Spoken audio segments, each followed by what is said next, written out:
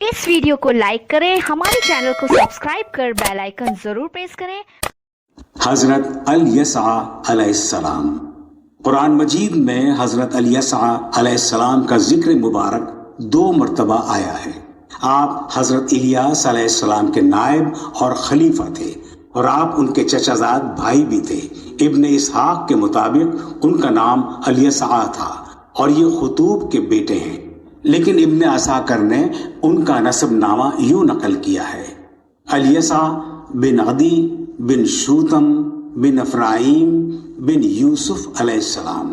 یوں یہ حضرت یوسف علیہ السلام کی نسل سے ہوئے۔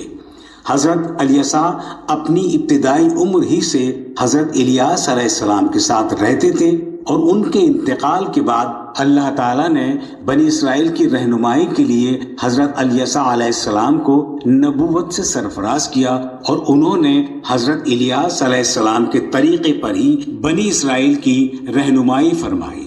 حضرت الیسع علیہ السلام بعل بکہ مشرقی لبنان میں رہتے تھے، اور وہیں آپ کی وفات ہوئی۔